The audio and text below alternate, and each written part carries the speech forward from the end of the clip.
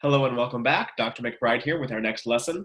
Today we're going to be studying post-war traditional media composers, three of them. We'll be looking at Messiaen, Barber, and Britten. Composers from France, from the Britain, from Great Britain, and the US. As we come down here, I've got a slide for one of the pieces by Messiaen, the Turanga Symphony, and I have to give a little bit of an editorial here. This is actually the second time we've done this lecture here. The first lecture that I posted up to YouTube was taken down because of the recordings that were in the lecture. So what we're going to do instead of that is when I come to a slide, I'll actually post a link for that piece outside of this video so that you can watch it below. So what I'd like for you to do now is pause the video and listen to just the first 2 minutes of the Turanga Symphony so you can get an idea of what some of Messiaen's music sounds like. We'll talk about that in class. So we're considering, first of all, the French composer Olivier Messiaen. His first name looks like it's Oliver, but it's pronounced Olivier. He lived 1908 to 1992 and was a very influential composer and teacher in France. He studied at the Paris Conservatory and later became a teacher there.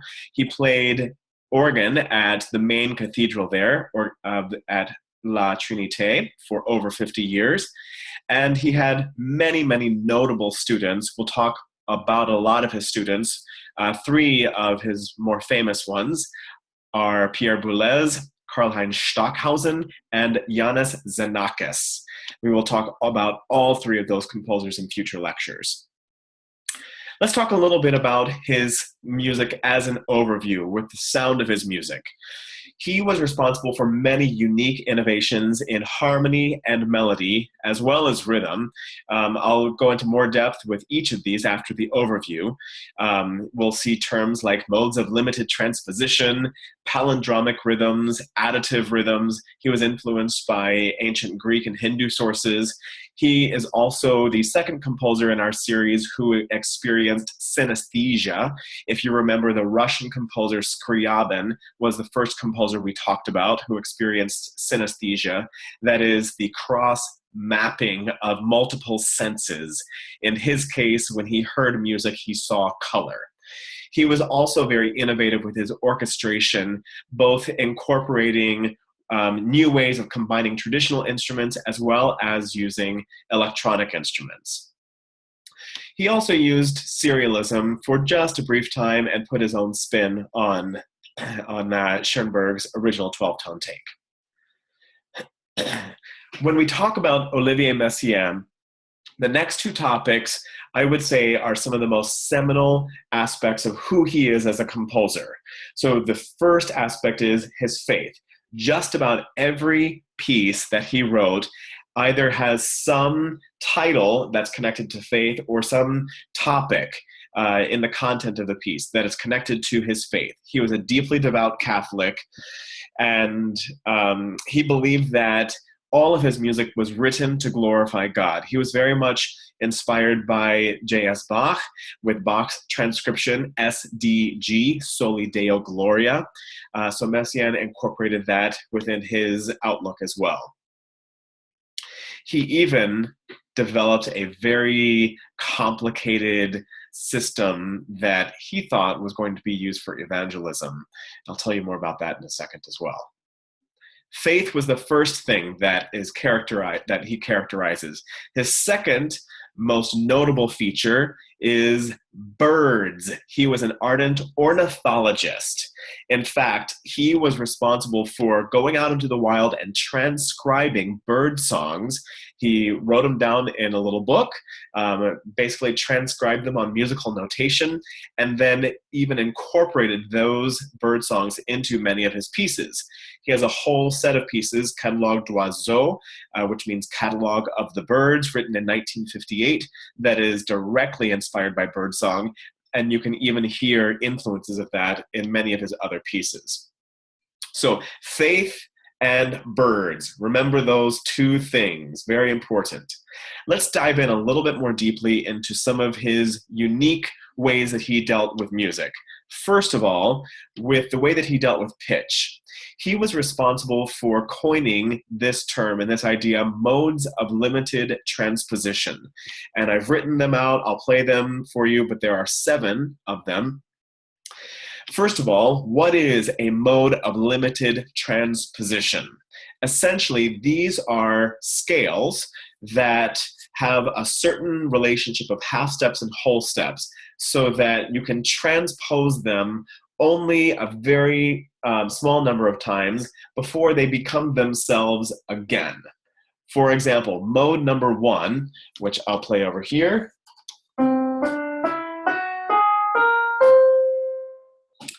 is a scale composed of all whole steps. If you transpose this up 1 half step, then we have the other pitches. If you put both of those whole tone scales together, then they cover all 12 pitches of the chromatic scale. However, if you transpose this scale up a whole step, then it still uses the exact same pitches. In this case, it would just start on a different note. We would still have D, E, F sharp, G sharp, A sharp, C, and then it would come back to D. So that's why we mean that there are a limited number of transpositions for these scales or modes. So mode 1 is the whole tone scale. Mode 2 sounds like this. Also known as an octatonic scale, or for you jazzers, the diminished scale. For this scale, if you transpose it up a minor third, then it uses the exact same pitches as the original version. Mode 3, I'll play this.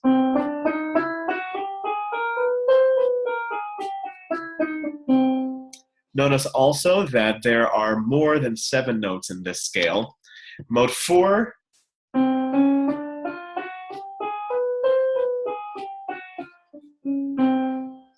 Mode 5, direct the camera over here.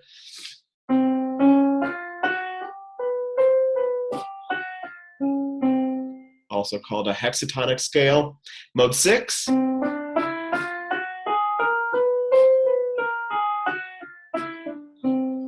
And mode 7. Wait, what was that again? Hold on, let me try that again.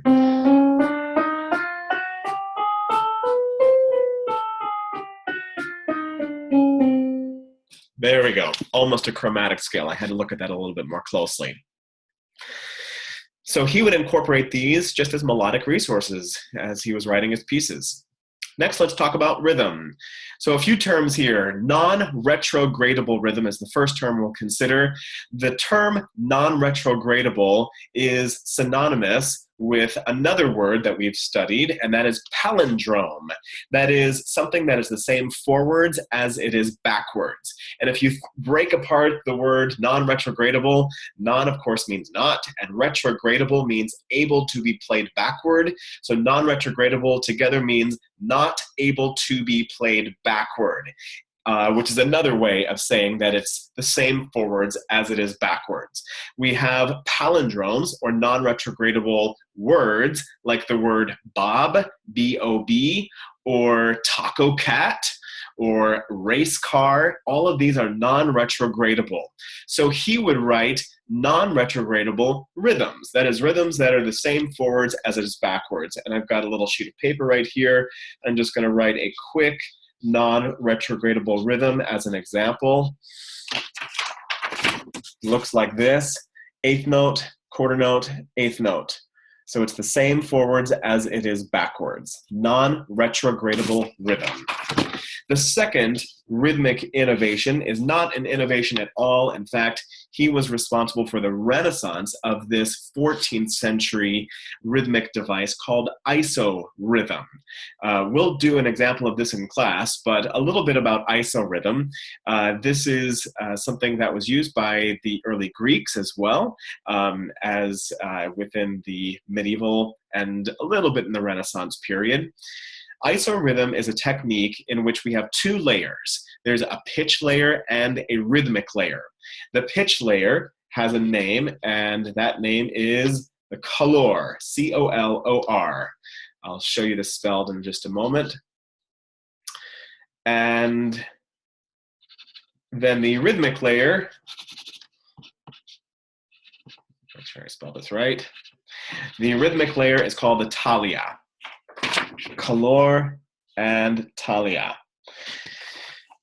Each of these layers is comprised of a few elements. So in the pitch layer, we can have any number of pitches, and then the rhythmic layer, we can have any number of rhythms. But the key to making isorhythm work is that each of these layers has to have a different number of elements. For example, if we have 3 pitches in the color, let's say A, F sharp, and G, and in the talia, we need not 3 rhythms. So let's do 4 rhythms. You could do 5, 6, anything else other than 3. So we could do eighth note, quarter note, half note, and then eighth note. Looks like this. So our color would be A, F sharp, G, and the talia would be eighth, quarter, half, eighth. I'll make that half note a little clearer. Ba, ba, ba, ba. Now, we stack these together, and whenever you get to the end of one of the strings of elements, you repeat it. So for the pitches, it's A, F sharp, G, A, F sharp, G, A, F sharp, G. And then for the rhythms, we just go through those 4 rhythms, and then you repeat it once you get to the end of it. Now when you combine these together, because these are of different lengths, that means that they align in different ways. So the first time, and we'll write this on the board when we get in class, the first is, we'd have a eighth note, and then F sharp, quarter note, G, half note. Repeat the pitches, A, eighth note.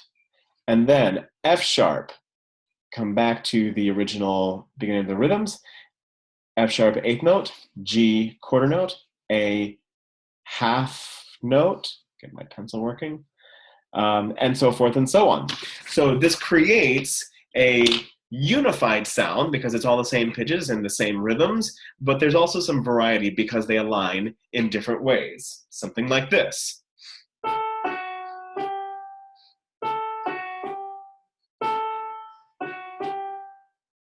Sounds like that. And let's create our own in class so you can get your hands dirty with that. That is isorhythm. The third rhythmic innovation is called additive rhythm. Now, to understand additive rhythm, we have to first understand its opposite, which is what we're used to, which is called divisive rhythm. The way divisive or divided rhythm, the way this works, tell me if this sounds familiar. In divisive rhythm, we could take a measure of 4/4, and you can fill that with a whole note, and then you can divide that whole note into 2 half notes, and then you can divide those half notes into quarter notes, and so forth and so on. And then we have different combinations of rhythms that all would add up to a whole note or 4 beats of 4 quarters within a single measure. That is divisive rhythm. For additive rhythm, instead of taking the whole and dividing it into its parts, what we do for additive rhythm is we start with a part and we begin adding them together to create a whole. Now, this can look like, I'll show you an example, can look like this. Let's say that the eighth note is our basic note value. Now I'm going to write a rhythm where I'm just, mainly concerned in adding together eighth notes, and I might tie them together, but I'm just going to write a bunch of eighth notes.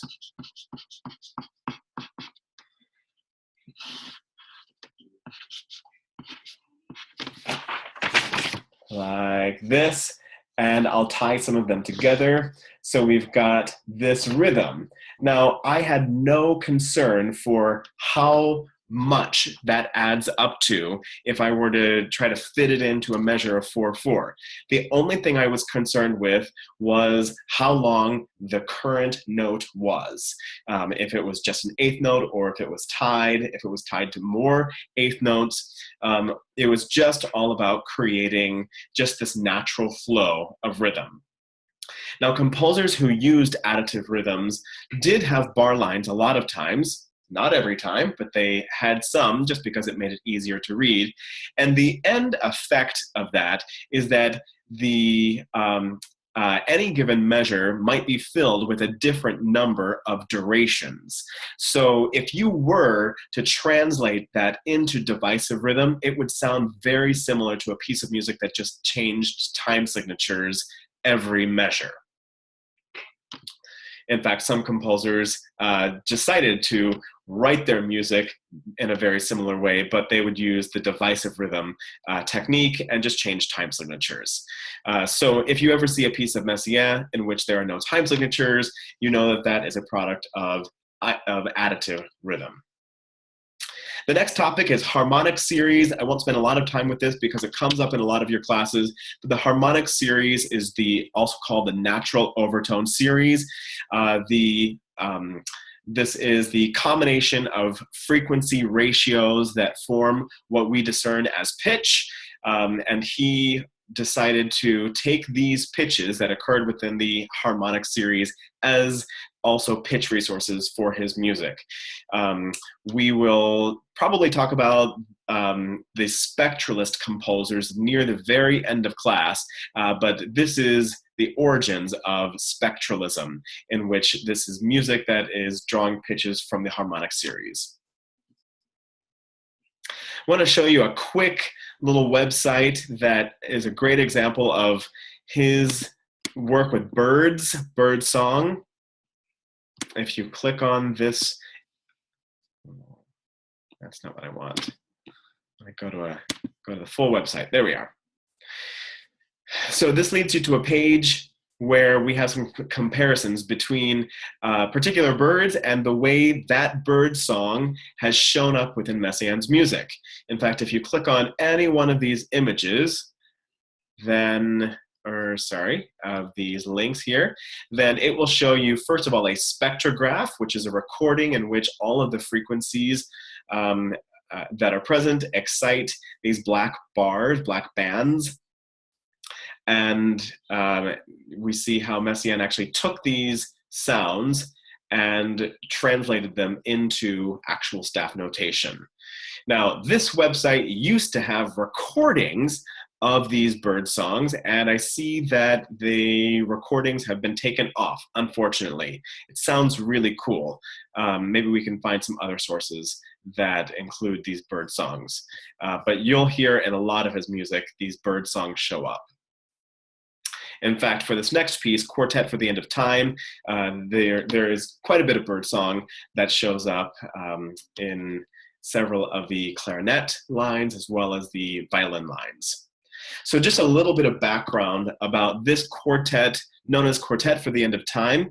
Messiaen was captured by the Germans during World War II and was held as a POW. While he was imprisoned, he gathered whichever musicians he could find at the prison camp, which just so happened to be a violin, piano, clarinet, and cello. So those were the instruments that were present at the camp, so he decided, why not write a piece for them? This ensemble has since been written for many times by other composers, and we often call this the Messiaen Quartet. But it was not an established collection of instruments before this. So it was actually premiered for all of the POWs and as well as the German soldiers on January 15th, 1941. Apparently he was treated very well and respected by the other soldiers there. Each of the movements within this quartet for the end of time is inspired by prophetic passages in Scripture. This second movement, Liturgie du Cristal, is inspired by this Revelation 10 passage, where he writes, the writer, St. John writes, I saw another mighty angel come down from heaven, clothed with a rainbow, clothed with a cloud, and a rainbow was upon his head, and his face was as it were the sun, and his feet were as pillars of fire. He set his right foot upon the sea, and his left foot upon the earth, so forth and so on. And again, I'll include a little link for this below the video. This entire quartet is also involved in your listenings for this week.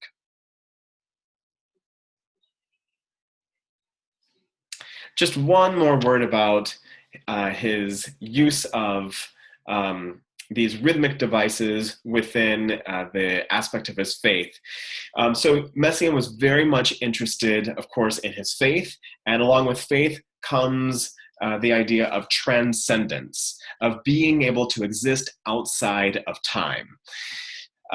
There's something fascinating that he does within this movement, Liturgie, in which he takes the isorhythmic idea. Remember, that's where we have the two different layers of pitch and rhythm. And he layers on two isorhythms. The piano chords are one set of isorhythms. And then, let's see, what else? The cello is another isorhythm as well. And when you combine them together, they don't actually repeat back to the very beginning of their patterns for a very, very, very, very, very, very, very long time. In fact, I can't remember the exact number, but I think it would take something like 4 years for those patterns to actually repeat back to the very beginning because of the way that they're layered and interlocked together. So Messiaen actually used this technique of isorhythm to give the piece the sense of timelessness, that it sounds like there's a cycle, but nothing ever comes to an exact repetition of itself, at least not for a very long time. Messiaen was very interested in kind of these little games of the way the piece was put together. The average listener may not even be aware of these little games that are happening within the piece, but he's very, very subtle.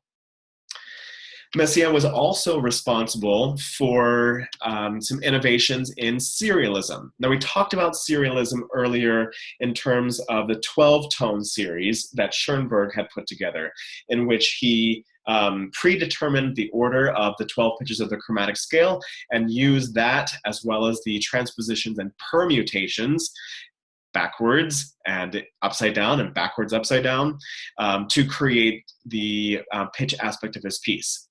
Messiaen was the first European composer to extend the idea of serialism past pitches into other aspects of music. He has this piece, Mode de valeur et d'intensité, in which he serialized pitch as well as articulations, dynamics, and durations. And we can see on the sheet that I have here, this is the key of his serial. These are rows, as it were. So instead of a pitch row, he would have an articulation row and a dynamic row and a duration row. And here is an example of how they can actually be put together. So while we do say he's the first European to attempt total serialization, he is not the first person to. He was beat by the American composer Milton Babbitt by just a few years. As I said before, he was very interested in these little games and these secrets within his music. And as an ardent person of faith, he wanted to see if he could actually construct a system in which music could be used for evangelism. And that was the catalyst behind what he called his communicable language. What the communicable language is an alphabetic musical code in which pitches and durations were combining to represent letters of the alphabet. He also had some specific motives that represented very common concepts like to have, to be, and God. He combined all of these together into several works of his. One of the most noted was his organ piece, Méditation sur le mystère de la Sainte Trinité, in which he took some writings of St. Thomas Aquinas and he literally translated the letters and the words of this writing into this communicable language. On the next slide here, this would have been where we would have a recording. I'll see if I can find a YouTube recording so that you can get a sense of this. But we see a little bit of the score here, and we see that the resulting music has very little connection to what we would consider to be the majority of kind of church music, music that would be used within worship, very avant-garde, especially for that time. And whether or not people were actually brought to a saving knowledge of God remains to be seen. However, that was one of the at least spiritual and artistic endeavors that Messiaen was curious about. Let's move over the pond, as it were, to the American composer Samuel Barber. Barber lived 1910 through 1981. He was born in Pennsylvania, was a bit of a prodigy. He attempted writing his very first opera when he was 10, became an organist at age 12, and entered the Curtis Institute of Music at age 14, studying piano, composition, and voice. If you're not already familiar, the Curtis Institute of Music is in Philadelphia and one of the most exclusive music schools in the world, in which all of the students are going there for free. All of the tuition is endowed by the Curtis Paper Company, and it attracts some of the best students and best teachers from all around the world. For him to be a student at Curtis Institute at age 14 definitely shows his prodigy. I have a little excerpt that he wrote to his mother when he was 9 that I think gives you an insight into the sensitivity that he had as a young boy. He writes, "Dear Mother, I have written to tell you my worrying secret. Now don't cry when you read it, because it is neither yours nor my fault.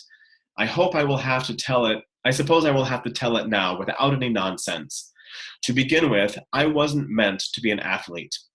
I was meant to be a composer, and I will be, I'm sure.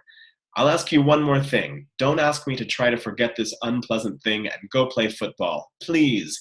Sometimes I've been worrying about this so much that it makes me mad." Not very. I can just imagine a little 9-year-old writing this. Sounds adorable. But this would be the composer that goes on to write amazing music and well-beloved music. There at the Curtis Institute, he met another composer, Giancarlo Menotti, who was also became a very famous opera composer, with whom he formed a lifelong personal relationship with, as well as a professional relationship with. In his early 20s, he began composing and was recognized with great success, receiving many commissions by some of the top performers and conductors of the time, and really became quite famous for his piece Adagio for Strings, which was premiered by the NBC Symphony Orchestra under Toscanini in 1938, and that is what put him on the map. He later returned to Curtis to teach and received a Pulitzer Prize for one of his piano concerti, and as well as another Pulitzer Prize for his opera Vanessa. And I'll see if I can find a YouTube video of an excerpt of Vanessa so that you can get a sense for his music, as well as I've got a clip of Adagio for Strings, which is one of my favorite gorgeous, gorgeous pieces. A little bit about Samuel Barber's style.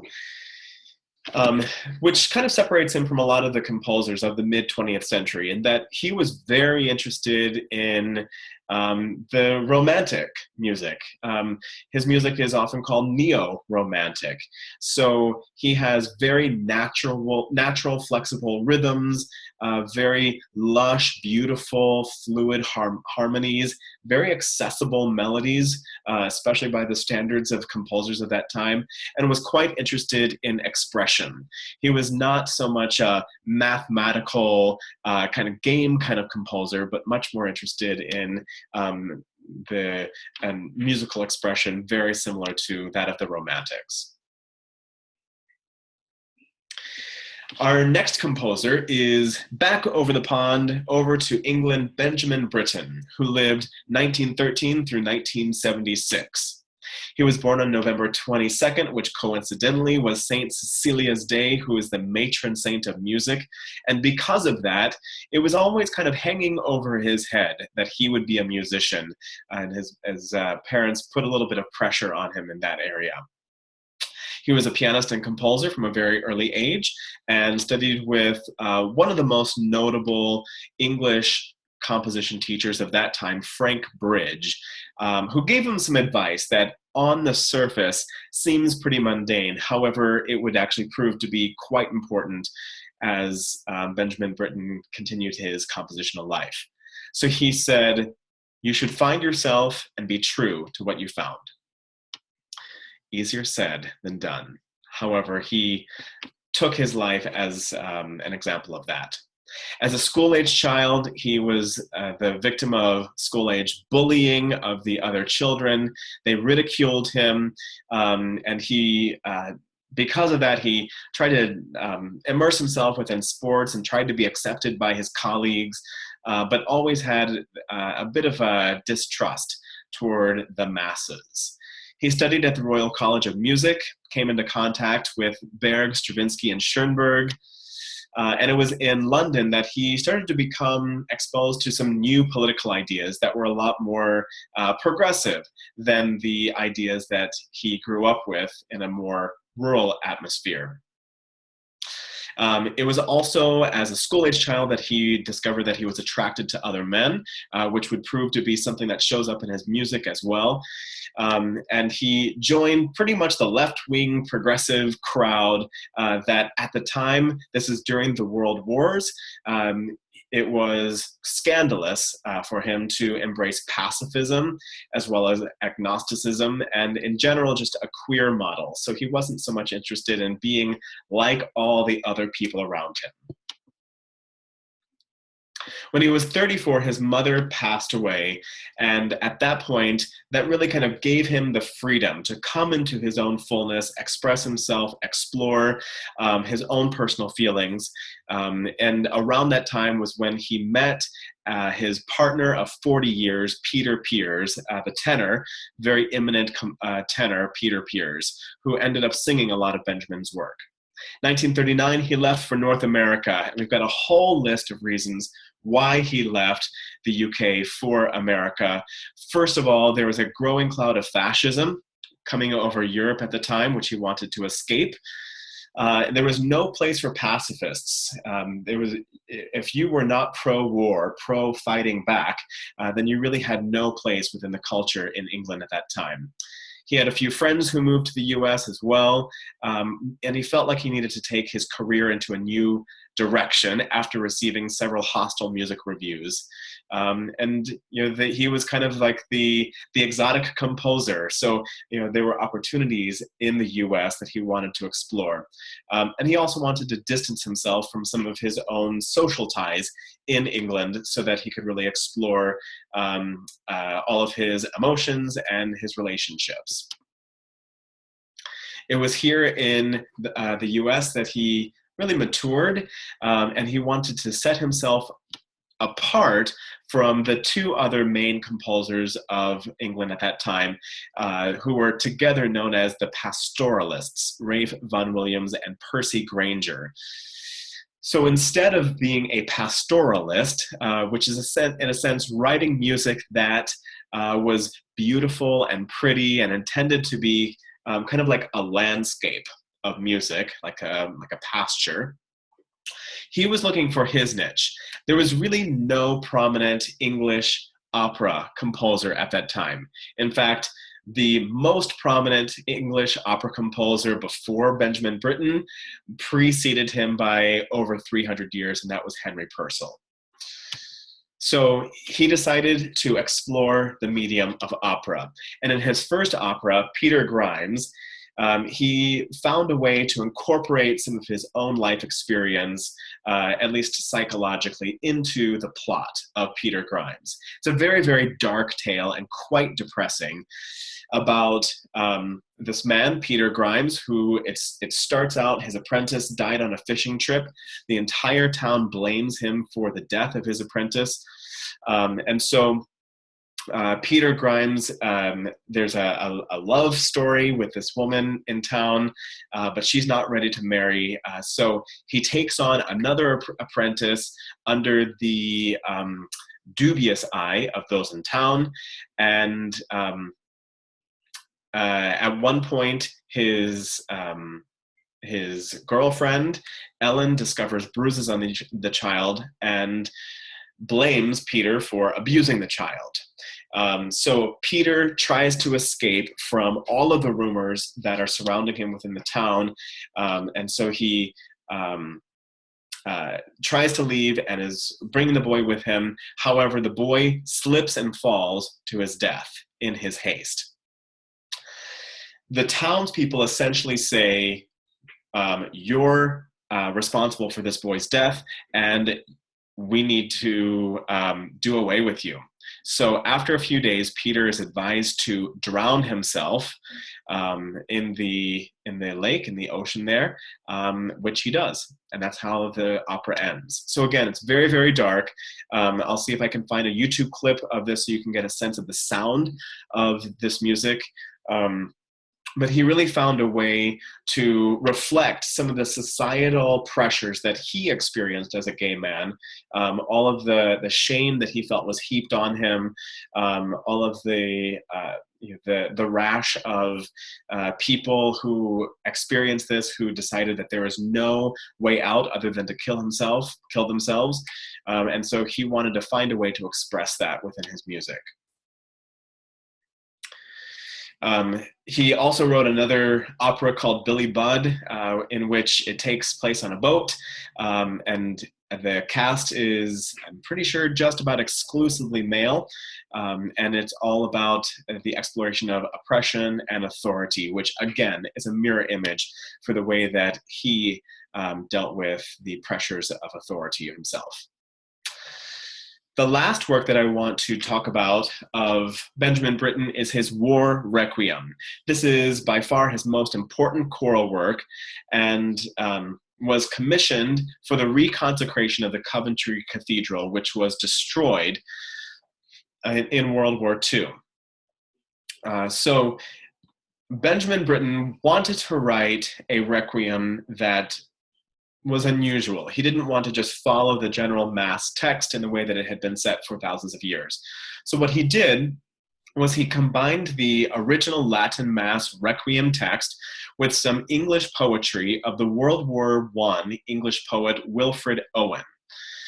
Wilfred Owen was a soldier in World War I, and his poetry was actually discovered in his journals that he would write in foxholes. So while there was military maneuvers going on over top of him while he was hiding, he would be writing his poetry in foxholes. Wilfred Owen was also a pacifist and was also gay. So Benjamin Britten found a lot of connection with the text of Wilfred Owen. So in a sense, the way that he combined these together, the War Requiem has a chorus, an orchestra, and soloists. And whenever the chorus is singing, they are singing the original Latin text. And whenever the soloists are singing, they are singing the English poetry of Wilfred Owen. And we've got a little excerpt of one of his pieces in which the two kinds of texts are combined, the Agnus Dei as well as At a Calvary Near the Anchor. in which the tenor is the soloist and then the chorus responds antiphonally to the tenor. And when you take a look at how this text is combined, it's really very, very poignant. You can read this for yourself. I'll just read the opening of it. The tenor sings, "One ever hangs where shelled roads part. In this war he too lost a limb, but his disciple hide apart. And now the soldiers bear with him. Agnus Dei, qui tollis peccata mundi, dona eis requiem," which translates to Lamb of God, who takes away the sins of the world, give us rest.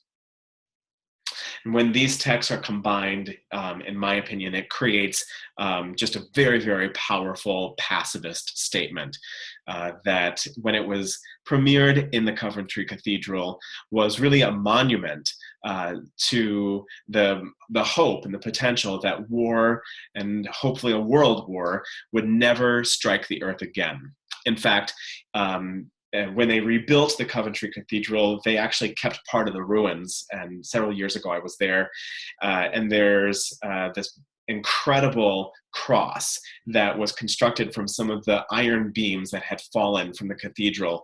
And next to the cross is an inscription, and the inscription is, "Father, forgive." So I hope that gives you a great overview of Benjamin Britten, Samuel Barber, and Olivier Messiaen. I look forward to talking with you in class about these, and if you have any questions, we'll have a conversation about that. Make sure that you take time to click on the links below this video so that you can actually listen to their music and really understand what is happening within their heads and what's in their hearts. Have a great day.